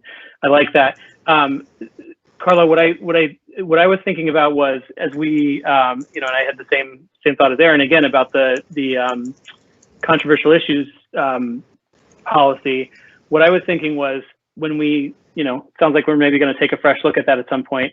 Maybe we think about how we can be very explicit about political ideology in that policy when we get there, to give it sort of a companion in policy to go with the appearance in the bullying plan that we're talking about here, the bullying prevention plan that we're talking about here. I think that would be a sort of nice companion, because I for all the reasons that others have stated, I just don't think it fits in the harassment policy. Homelessness is a protected class. It's called McKinney-Vento or something. I Googled this yesterday. It is McKinney-Vento.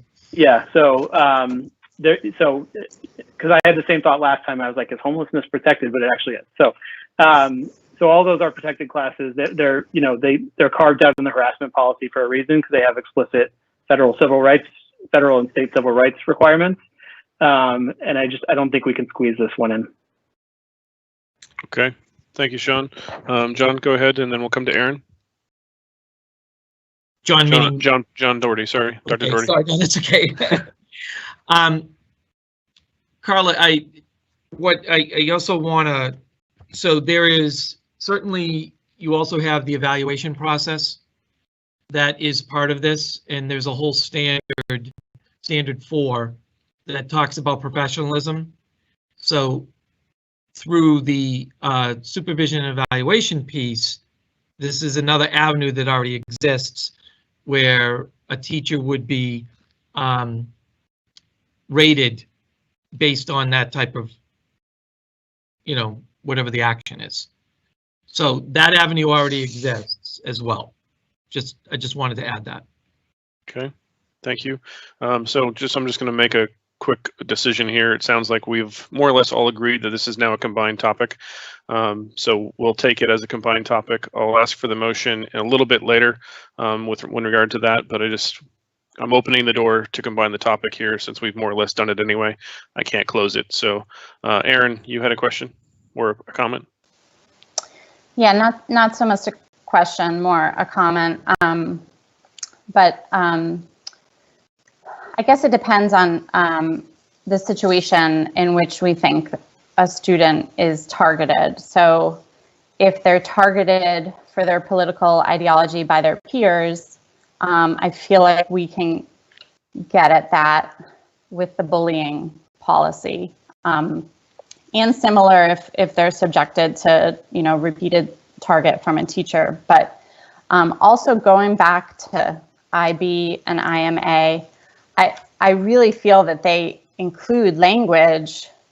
So, IB says foster recognition of individual freedom, and IMA says respect for the dignity of the individual. So, maybe part of it is in this very charged climate we are living in, that's not going to get better anytime soon, certainly not after next week. Maybe part of it is revisiting with our staff and students what that means and what that includes.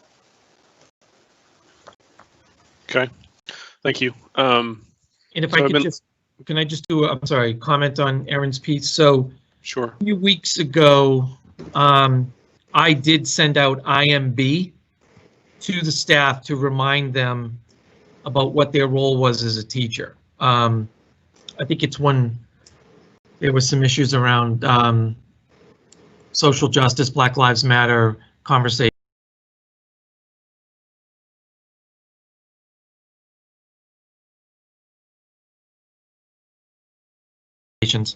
So I did send that out to remind them a few weeks ago about IMB, and I sent out the policy. Yeah, I think IMB is just,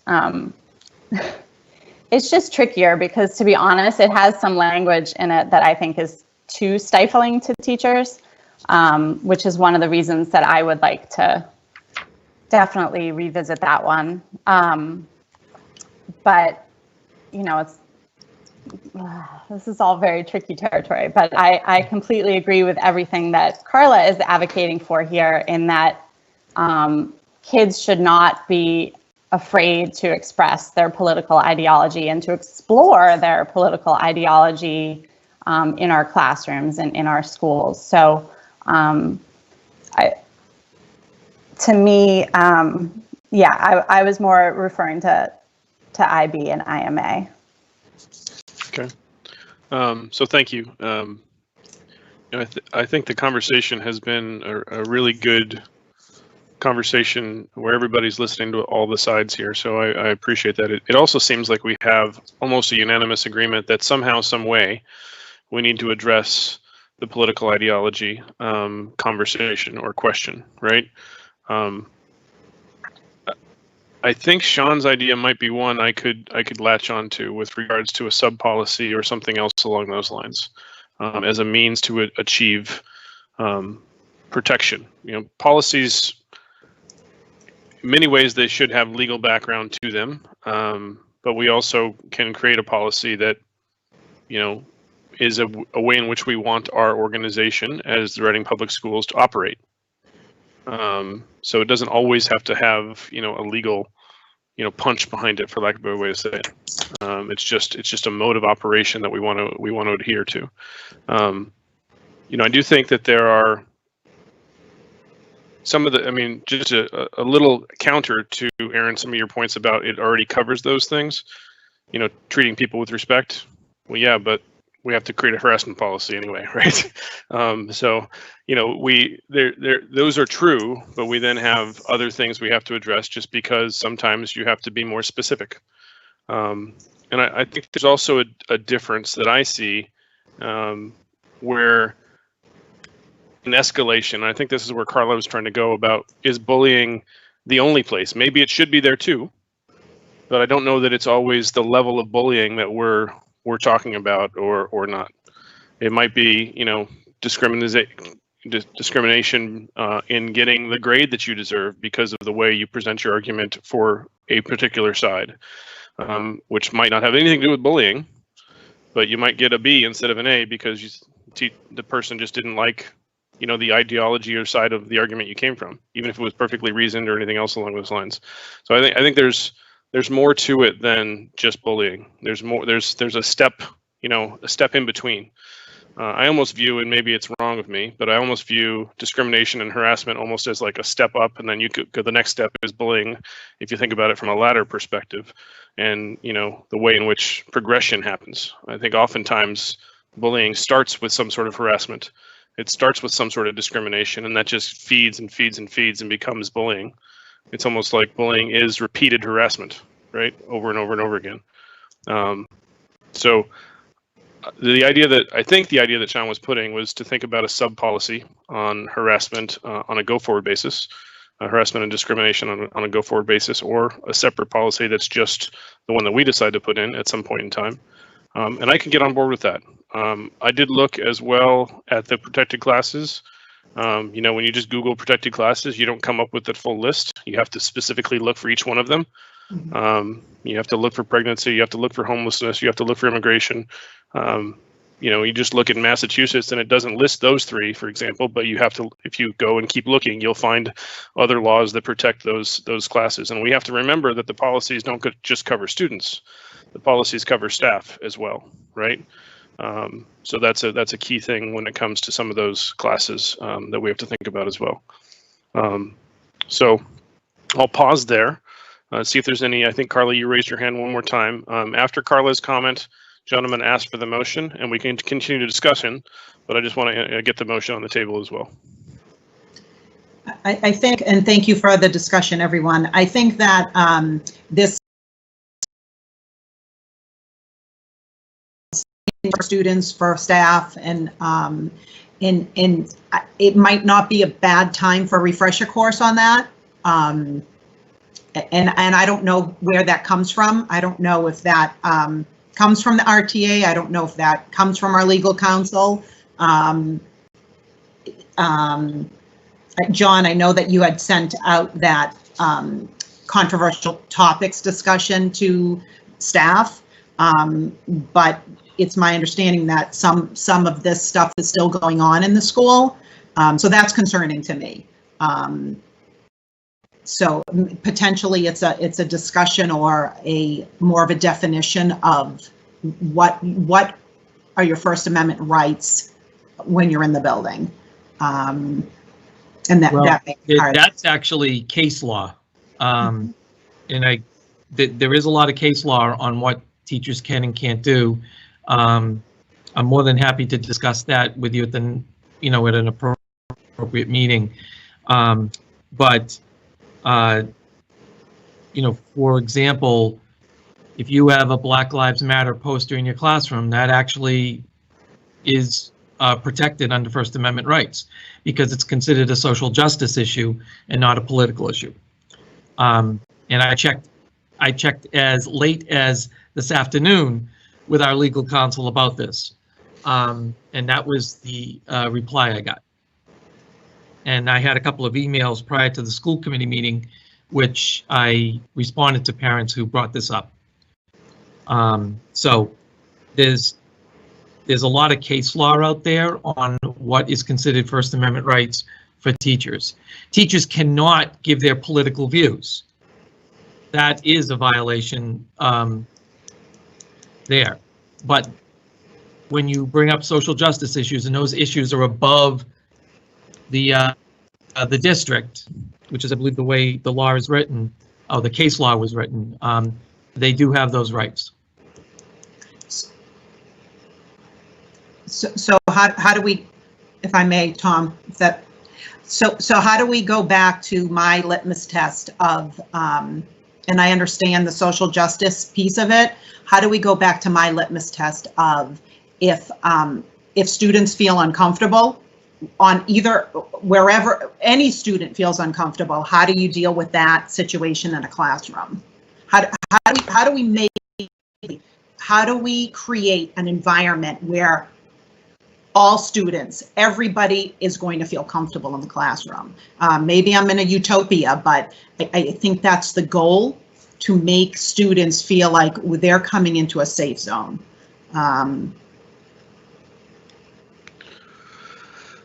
I'm going to say, we want them all to be there.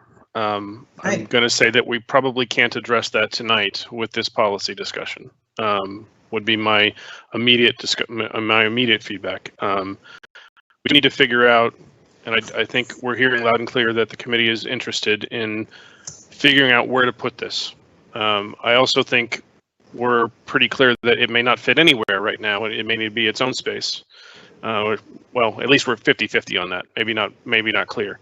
But the conversation has definitely brought us around kind of full circle. And I'm going to pause here and ask John to read the motion first, and then we can continue and figure out if we want any changes to that, and then, inclusive of if anybody's going to propose that we add anything with regards to political ideology to it. But I want to make sure we have the motion on the table for us to have a further conversation on.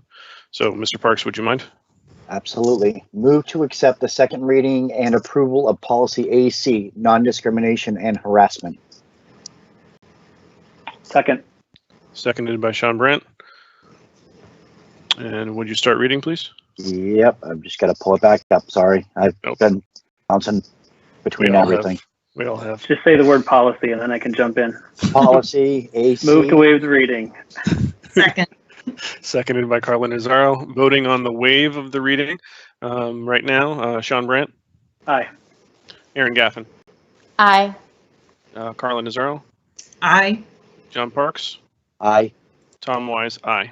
Okay. Now, any further conversation on the policy as it's. And I would also, and Dr. Doherty, I'd defer to you a little bit. Procedures have been included that are behind this policy.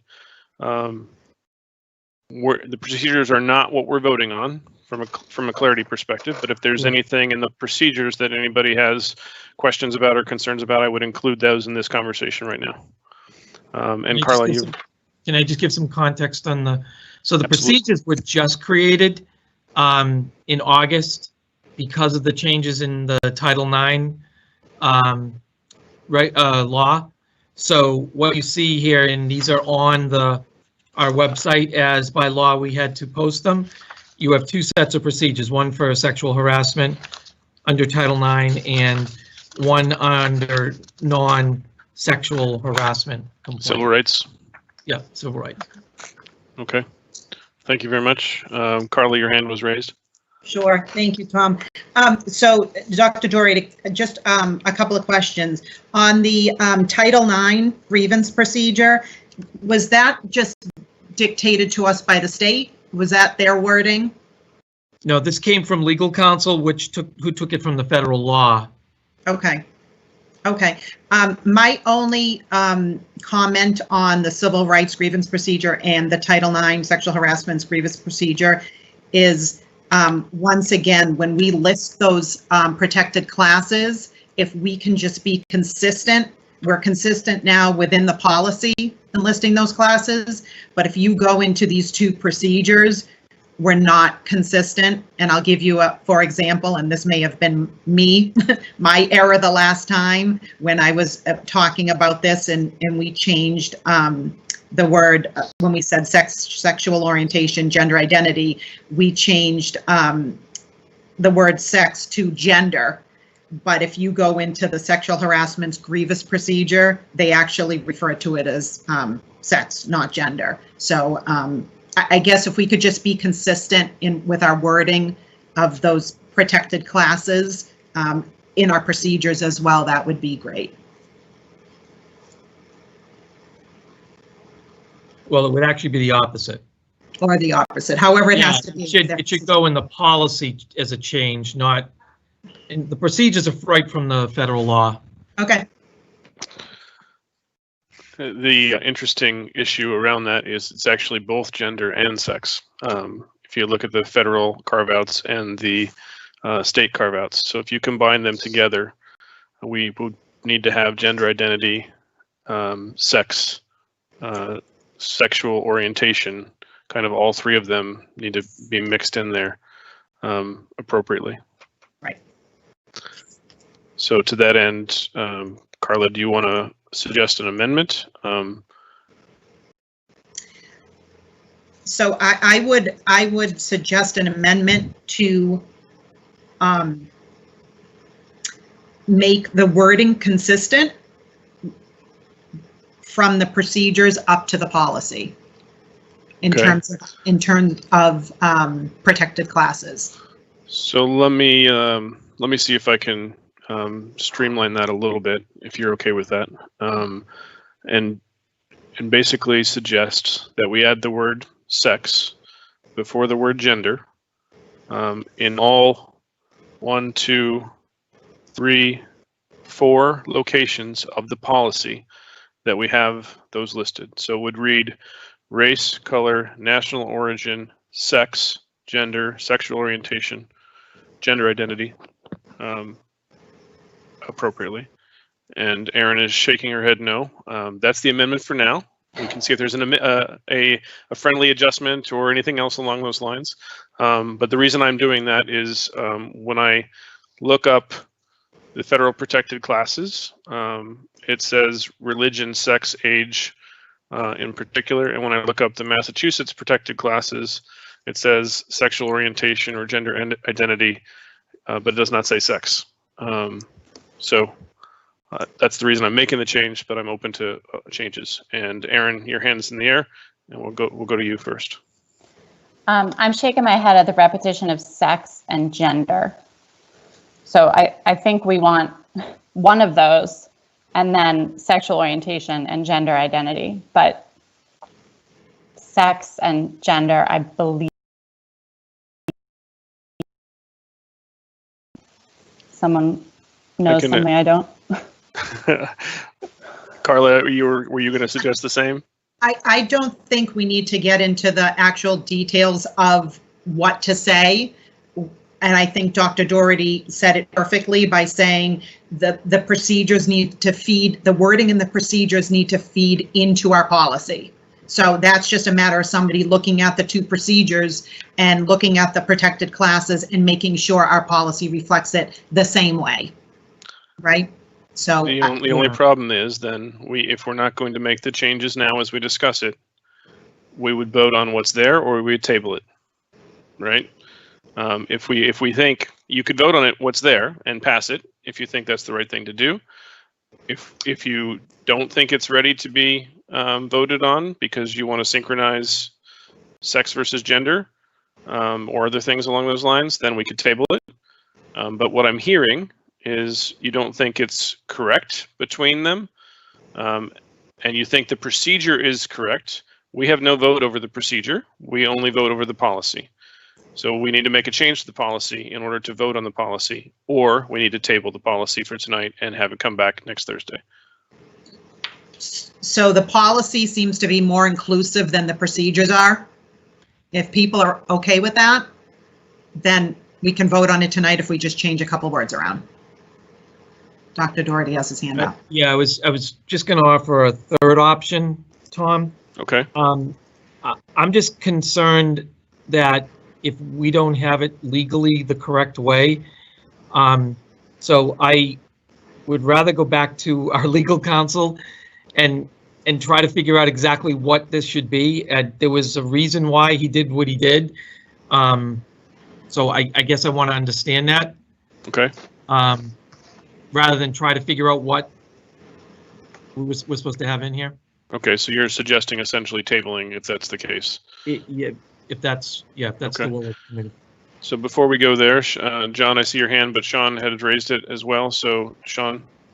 Yeah, I was going to say something similar, which is, a bunch of non-lawyers here, verging on playing lawyer, and I'm losing the thread, to be honest. As an example, our policy prohibits discrimination based on a bunch of things that aren't in the civil rights grievance procedure, for instance. So, homelessness and pregnancy, for instance. So, if we could, I agree with the notion to table it, and if we can get clarity on what has to be and what we have a little bit of flexibility on and that kind of thing from, I would certainly appreciate that. Okay, John Parks, your hand was in the air. Yep, motion to table policy AC vote until the next full meeting of the school committee meeting. Second. Tabling does allow discussion, I believe, if I go back to my Robert's rules. So before we table, I'm accepting the motion, obviously, but before we table, because that would end discussion altogether, right? I have a couple other things I wanted to call out or ask questions about. No problem whatsoever. A couple other things I wanted to call out or ask questions about with regards to the policy versus procedure. Does anybody else have any others that they had questions about? No. Okay. Dr. Doherty, in the sexual harassment procedure, it says that it applies to conduct that occurs. This is under scope, which is on the first page, the third paragraph of scope. It applies to conduct that occurs within the United States in an education program or activity of the district. My question in that regard is that if we've had in the past students leave the country to go to Canada for one of the field trips at Parker, to go to Europe, multiple countries in Europe as part of the RMHS field trips, whether we end up able to do those or not again in the future is to be determined. Is this in here because the law only covers people when they're in the United States, not United States citizens against United States citizens if they're outside of the United States? Or is that something we can check on as well? So if something happens, I'll check on that. That's a good when they're in question. Europe or Canada, what happens? Yeah, that's a good question. Nothing. I don't, yeah, my understanding is that it does not go with that.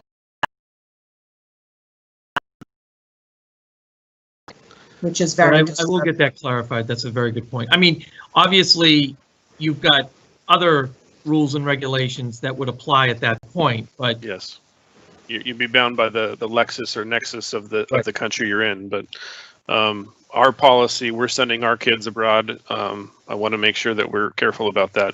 Which, as a follow-up, is also in step 4 of the Title IX complaint form. It also says did not occur against a person in the United States. So again, it's bound by the quote unquote 4 walls of the states. The other one I wanted to call out and point out for the committee and others is in which portion? It's on page 3 of the civil rights grievance procedure, and it specifically says it's the last paragraph before section C of retaliation. At the end, it says conduct does not constitute harassment where the incident occurs off campus at a non-school sponsored activity and does not create a hostile environment at school for the victim. So that's again a nexus issue, right? We have no control of what students or anybody else does off campus if it has nothing to do with school. yeah, that actually we don't have any control over. I mean, I hate to say it, but we don't have any control over anything that's not a nexus back to the school. Okay.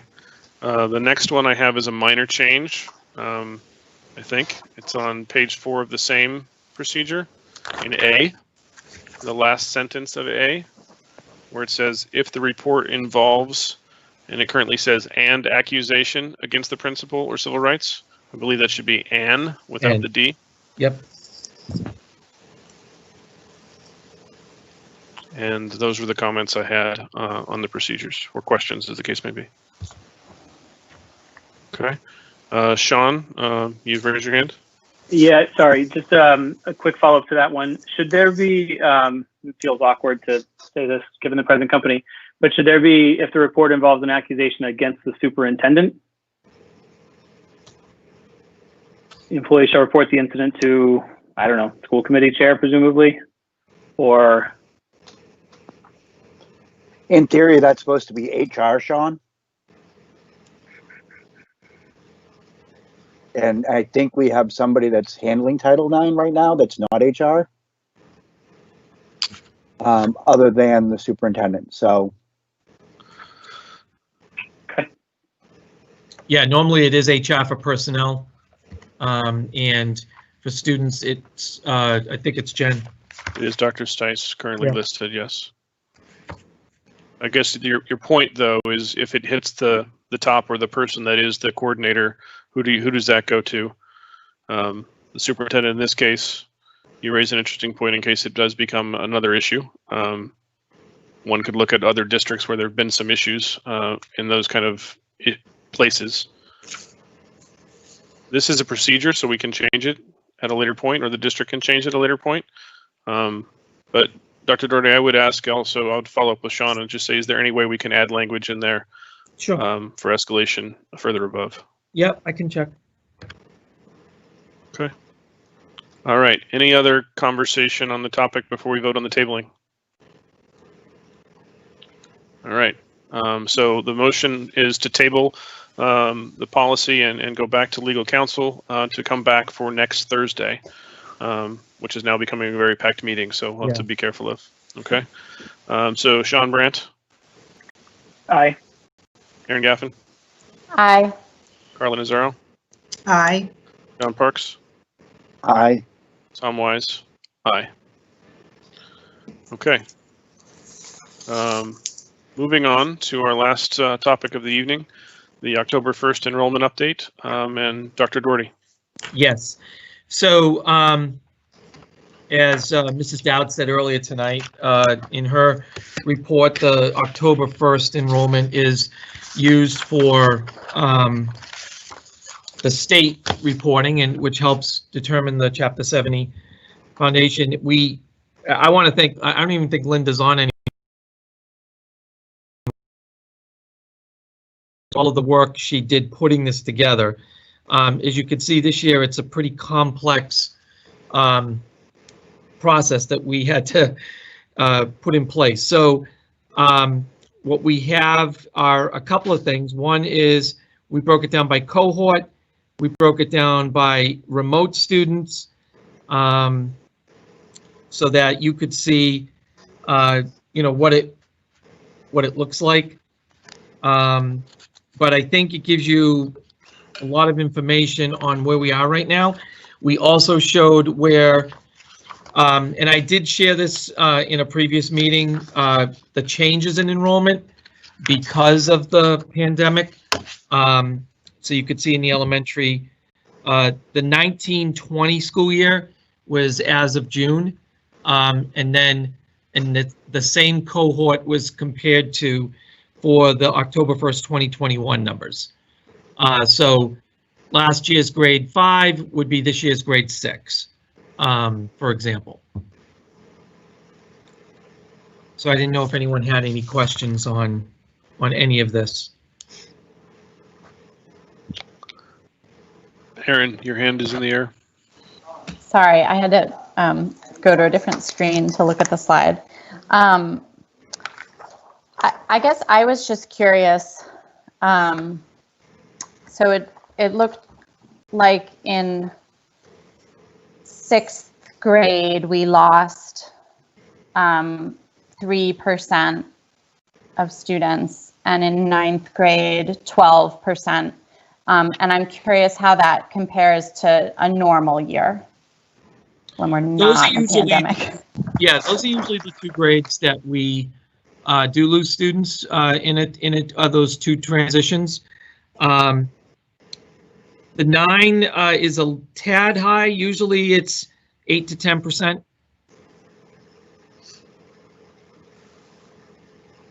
Um, 5 to 6 is usually less. It's about 5 to 6%. So would that mean that this is actually low? Yeah. Okay. But 8 to 9 is a little high. Right. I saw that. And then I presume some of the other elementary grades then are higher than normal. Yes. Okay. I do think that because we did have a lot of kindergarten students go remote or go or not. Parents may have held them back or maybe put them in private. I do predict that grade 1 next year is going to be much higher, if assuming everything is back to a more normal school setting. And kindergarten likely will be higher next year if everything's back to a normal setting for any extra kids held back. But losing 48 children from the elementaries is a kind of an unheard of number historically, right? I mean, it is what it is with the COVID, but that number is a very large number overall. And a lot of the elementary, I believe, went to private school. Yes. Yes. St. Joe's, I think, is busting at the seams. Yeah. Yes. Okay. And that is not unique to Reading. That Yep. is happening across the state. Yeah, I've seen articles on the exact same thing. I agree. I had a question with regards to the Coolidge and Parker cohorts, John, and where it says like 144 over 24 and 132 over 22. Yes. Is the 24 and 22? Is that the classroom, like the classroom sizes essentially that we're seeing? Yes. Is that what it is? So at Coolidge, there are 6 groups in each grade. So you essentially divide it by 6. At Parker, there are 8 groups. So you would divide it by 8. Okay.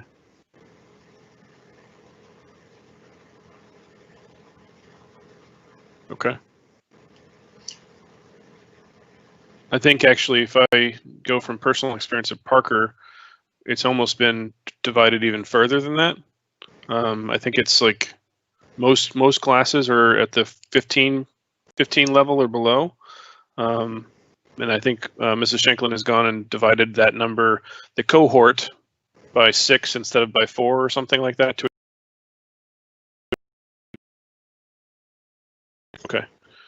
Okay. Any other questions or comments from the committee? Carla? A couple of questions. So this is based on June numbers, right? Not September numbers. Is that right? The 1920 Yeah. is based on this cohort, the cohort that when they were in June. The 2021 is that same cohort on October 1st. On October 1st. Okay. Yes. And silly question possibly. Looking at, for example, Coolidge and Parker, I'm seeing like remote A and remote B. Were those kids are live streaming in to their with their cohorts, right? Oh, you're talking about the remote? Yes. Yes. Okay. I'm sorry. Yes. But in elementary school, they are sharing a teacher. The students who are fully remote are sharing 2 teachers who are working in sync. Yes. And they're the kids who are, when they're on their remote weeks, the fully remote students are with those teachers. Yes. Okay, that's what I just wanted to check out. Okay, thank you. I have one follow-up question along the remote question, and it might go back more to the opening, John, so I apologize if I'm taking it out of order. But what about children that are quarantined? We talked a little bit about teachers being quarantined and being able to potentially, stream into the room or, taking everybody out so the teacher could stream appropriately. If a child is quarantined but isn't demonstrating illnesses, are they able to stream into the classroom if their cohort is supposed to be in the building? Yes. And is that at all levels, elementary, middle, and high, at all schools? Yes. Now, the only place where it's kind of a problem is if you just have a situation where you don't have a counter group. But for the most part, that is the norm, yes, that we live stream in. Okay. So I guess the lack of a counter group is actually a good example at Parker, because there is no satellite classing at Parker. So does that mean if a child is quarantining at Parker in particular, there's no satellite classroom where the teacher would otherwise be streaming? So they stream into the in-person class. Yes. So the teachers are still setting up the stream for the class at that point in time? Correct. Okay. That's great. I think that was a risk. I think in one of the earlier communications that we would lose kids for a week if they were quarantining, even if they weren't sick. So I'm glad we were able to solve that problem. Right. Okay, great. Any other questions from the committee? Okay. So I think we've hit the end of our agenda. As a reminder, we are meeting Monday at 5 p.m. to start the superintendent search discussions with MASC. Actually, I do see a question. Sean? Do we need to do new social media coordinators? And I can't remember whether that requires an agenda item or not. Technically, it doesn't. I think we've done it a couple times, but technically, it's a procedure issue, not a vote issue necessarily. With that said, it is the 29th. We could do it next. I mean, we could do it next week. We could notice it for next week. It's a short discussion. Yeah, I don't think it's necessary. I think we did it last time, but we didn't do it the time before. John, Carla has her hand, then John has a question. I actually spoke with Chuck about this afternoon, and he said he could get Linda to put together a schedule that we could just follow every month and know who's going to trade it off, just like they would do in if we had office hours. Yeah, so we wouldn't have to do this at the meetings. We could just month to month pass the baton. I can let her know that. That's easy. Perfect. Okay. All right, that solves that question, and we can just hand that out on Monday or otherwise. All right, any other comments before we close down? Do I have a motion? Motion to adjourn. Second.